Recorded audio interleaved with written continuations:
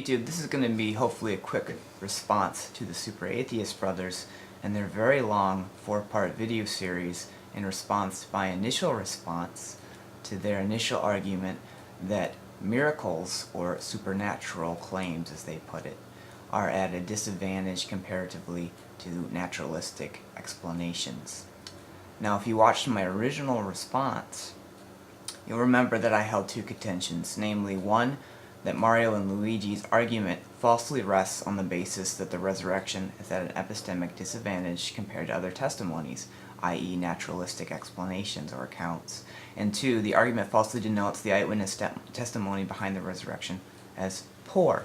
Now, far from having either the temporal capacity or the philosophical groundwork established to move to a point-by-point sparring match with them, I'm instead going to focus my response to the first contention, namely, the resurrection is not at an epistemic disadvantage compared to other testimonies, i.e. naturalistic accounts.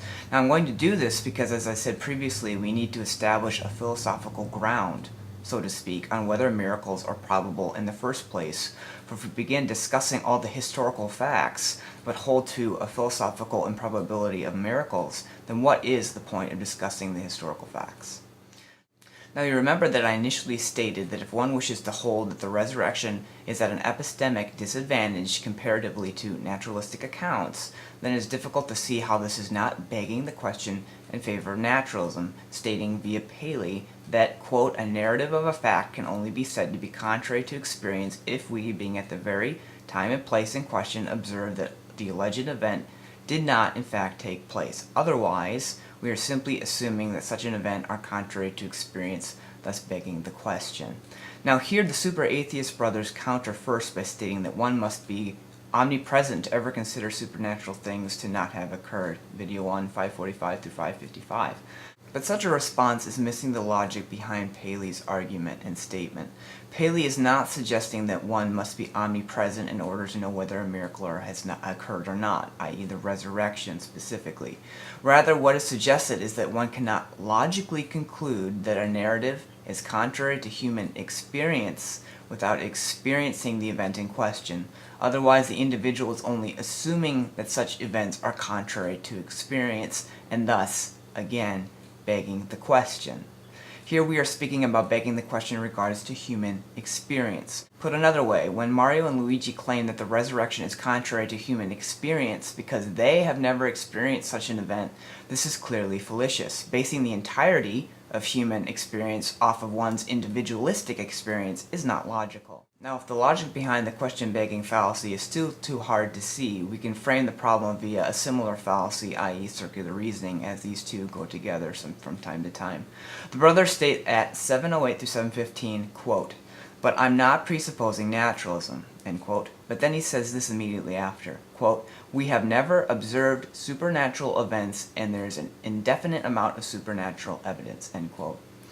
What the brothers are claiming here is that there's uniform experience amongst human beings against miracle claims, right? In their own words, we know miracles to have never been observed, and if this were true, then I would be agreeing with them. However, here's the problem with their claim that we have never observed a miracle. In order to know that human experience is uniform against miracles, we would have to know that all miracle reports are false. But in order to know all miracle reports are false, we would have to know already that miracles have never occurred. Thus they are arguing in a circle because they're presupposing / begging the question that human experience is uniform against miracles. So I still hold, and hopefully I have now more clearly demonstrated, that the SuperAtheistBrothers argument following Hume on the improbability of miracles in comparison to naturalistic accounts is still begging the question. Moreover, the probability objection depends on the uniformity of nature, as we've somewhat discussed already, meaning we know that nature continues on the same path or in the same way. However, following C.S. Lewis's thoughts on the subject, we cannot know that nature is uniform by experience. Quote, "We observe many regularities in nature, but of course all the observations that men have made or will make while the race lasts cover only a minute fraction other events that actually go on. Our observations would therefore be of no use unless we felt sure that nature, when we are not watching her, behaves in the same way as when we are. In other words, unless we believed in the uniformity of nature, Experience therefore cannot prove uniformity, because uniformity has to be assumed before experience proves anything." End quote.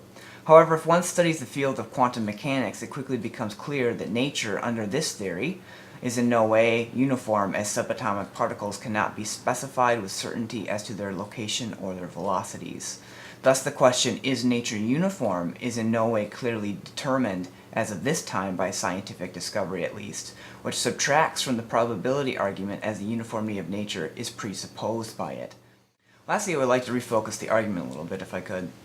The brothers' original argument was specifically against miracle claims in general, whereas I am specifically arguing for the resurrection of Jesus, or in other words, one specific miracle claim. Therefore, when they suggest that, quote, "as far as this guy is concerned, we could just say it was electrical fairies and be on equal footing, because on this guy's view, supernatural claims are on equal footing, and I personally don't believe in electrical fairies," at 430 through 446, end quote. They are missing my argument while simultaneously misrepresenting my position.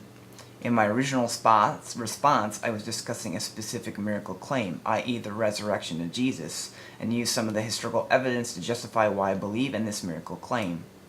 I was not and am not defending electrical fairies, supernatural spoons, or alien abduction reports, because I also believe miracle claims should be evaluated via the historical evidence and the principle of critical trust. That's in the description.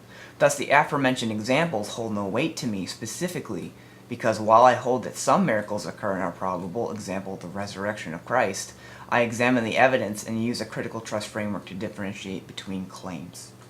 Thus, in conclusion, I still believe that my first contention holds, that is, that the argument that the resurrection has an epistemic disadvantage compared to other testimonies, i.e. naturalistic accounts, is false for the following reasons. 1. Such a view begs the question and or uses circular reasoning, and is thus a fallacious argument. 2. The argument depends on the uniformity of nature, which in light of current scientific discovery via quantum mechanics is in no way agreed upon. However, I may have jumped too far ahead in my original video by commenting on the historical evidences, when the brothers believe that no miracle has ever occurred. Quote, "we have never observed supernatural events," end quote. Thus, discussing the historical evidence makes no difference when they hold to such a philosophical position, so hopefully now they can see how Hume's probability argument begs the question. Peace.